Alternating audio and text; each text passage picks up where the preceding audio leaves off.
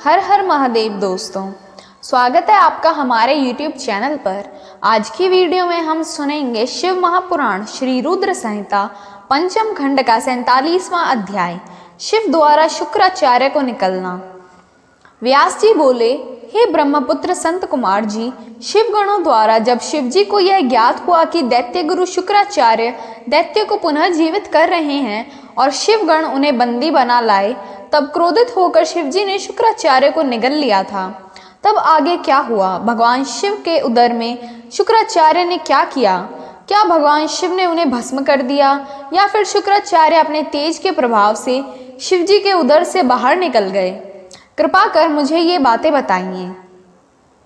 व्यास जी के इन प्रश्नों को सुनकर संत कुमार जी बोले, हे व्यास जी, भगवान शिव तो इस त्रिलोक के नाथ हैं, वे साक्षात ईश्वर हैं। उनकी आज्ञा के बिना इस संसार में कुछ भी नहीं होता।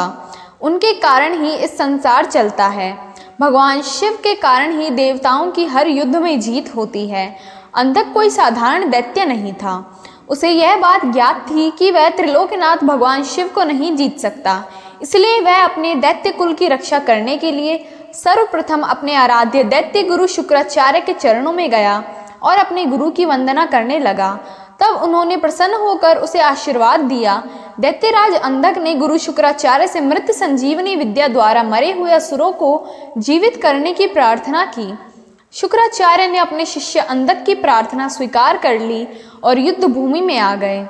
शुक्राचार्य ने भगवान विद्वेष शिव का स्मरण कर अपनी विद्या का प्रयोग आरंभ किया। उस विद्या का प्रयोग करते ही युद्ध में मृत पड़े दैत्य अपने अस्त्र शस्त्र लेकर इस प्रकार उठ खड़े हुए मानो इतनी देर से सोए पड़े हों। इस प्रकार दैत्य सेना में अद्भुत उत्साह का संचार हो गया। राक्षसों में नई जान आ गई और वे भगवान शिव के गणों से भयानक युद्ध करने लगे। शिव गणों ने जाकर यह समाचार नंदीश्वर को बताया कि शुक्राचार्य अपने विद्या के बल से मरे हुए दैत्य को जीवित कर रहे हैं। यह जानकर नंदी सिंह की भांति दैत्य सेना पर टूट पड़े और उस स्थान पर जा पहुंचे जहां शुक्राचार्य बैठे थे। अनेकों दैत्य अपने गुरु की रक्षा करने के लिए चारों ओर से खड़े थे। नंदी ने शुक्राचार्य को इस प्रकार पकड़ लिया जैसे शेर हाथी के बच्चे को पकड़ लेता है। वे उन्हें उठकर तेज गति से वहां से निकाल पड़े।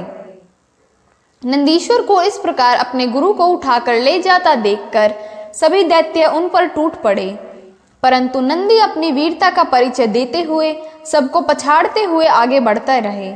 नंदी के मुख से भयानक अग्नि वर्षा हो रही थी, जिससे दैत्य उनकी ओर नहीं बढ़ पा रहे थे।